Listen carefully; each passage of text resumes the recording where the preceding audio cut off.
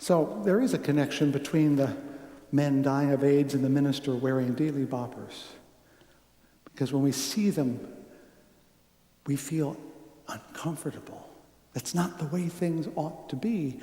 At the early worship service, I asked them to decide, to tell me what it feels like when people get uncomfortable with out-of-bounds behavior. And one young woman visiting us for the first time said, "That's not the way it's supposed to be." And I think that's it. We have a sense of what is supposed to be, and we attach it to the way things are supposed to look or act. That's important because that's where we get our sense of what is dignified and not, by appearances and behaviors.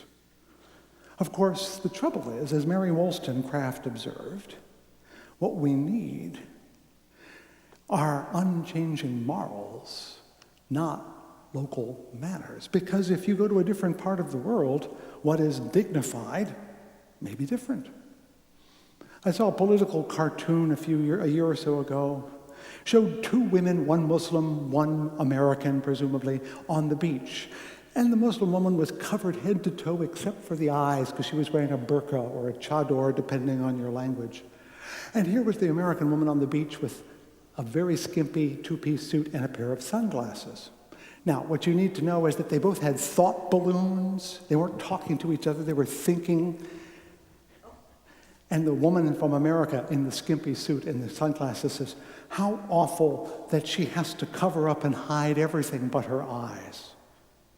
The thought balloon of the Muslim woman read, "How awful that she has to reveal everything but her eyes." We think the other one is less dignified than us, more coerced than us. We tend to see ourselves as normal. I'm normal. Aren't I normal? Aren't you normal? Of course we do, and we should, because we get used to the world we're in. Remember, as I told you about the collapsing vision, the older we get, the narrower our world tends to become. And we tend to think of the world as looking a lot like our neighborhood. If you're not careful, it'll look a lot like what's in the mirror, too. It's hard to get outside of that. And of course, we can tell when that happens, when suddenly dignity is no longer granting someone the respect they're due, but wanting them to be just like you. And of course, this becomes worse when it devolves into a kind of snobbery. And we've all seen that. Weren't we all taught? No, we weren't. In fact, I was taught, maybe you were taught, that you should hold your fork in your left hand and your knife in your right, and that you should not chew with your mouth open and elbows should not be on the table. These were presentable manners. These were important things, and we all learned to do them. I even learned that people of good breeding never wear white before Memorial Day and never wear white after Labor Day, and those that do, well, how gauche. So you can tell that sometimes our desire to be dignified can turn into an interesting kind of snobbery, and suddenly dignity isn't what you have and I have, it's what I have and you don't. And I'm better than you because I have dignity, because I wear the right clothes. I don't wear dealy boppers in church. I never say things uncharitably, and of course, I lift my pinky at all the proper times. This is the danger we all can fall into, of assigning dignity to a mannerism, a style, a kind of behavioral code that we don't think of as being special to us, but being universal, like a law. It's very easy, and even we can do it here, and it's very tempting. Look at this place. Don't you want to be stately here?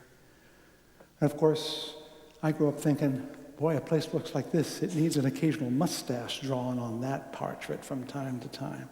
But I respect that that's not true for everybody, but I do understand. And because the temptation is there for all of us, including us, to mistake decorum for dignity and manners for morals,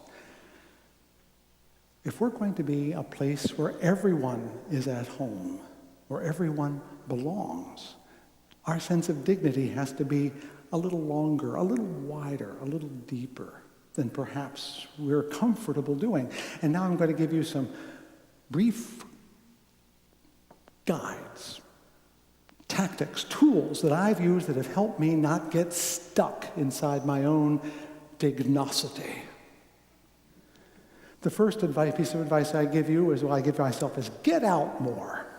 I mean, get out more spiritually. What I do in the summer when I can, I go to different houses of worship. I worship with them. And I try to understand and appreciate how much that means worship to them.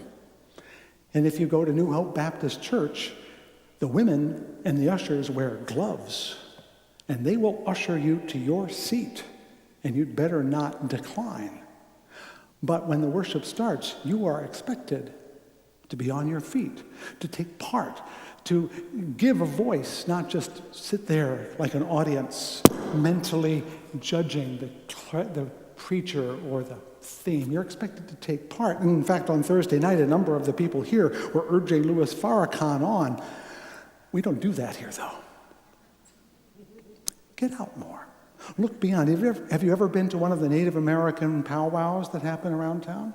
It's a very sacred occasion for them, and yet they're very informal about it at the same time. They take their religion very seriously, but they never take themselves seriously at all. Get out more. Stretch your spiritual expectations so that you can see that there are ways to be dignified with feathers in your hair, or with a t-shirt, or while having a beer, or while singing, or while sitting, while meditating, while shouting. Dignity is not how you do it. It's whether you're doing it with integrity, because that's the key. An honest spirituality can take 100 forms, but it's honesty that makes it dignified, not the clothing it's wrapped in, not the form that it's wrapped in, not the solemnity, the stateliness. Get out more. 2, break the rules nicely. I may not be as good at being nice as I'd like, but that's my goal.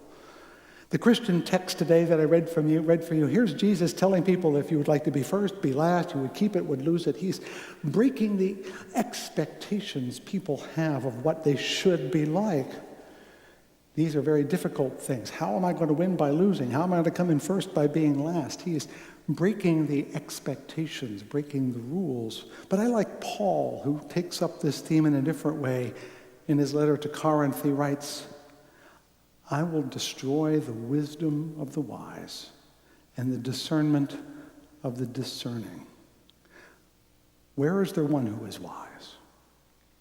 Where is the scribe? Where is the debater of this age? Has not God made foolish the wisdom of the world? We need to be okay about being foolish, looking foolish, and being fooled. Because this is where revelation happens. What happens when you laugh? It's usually a moment of insight. Of course, isn't that silly?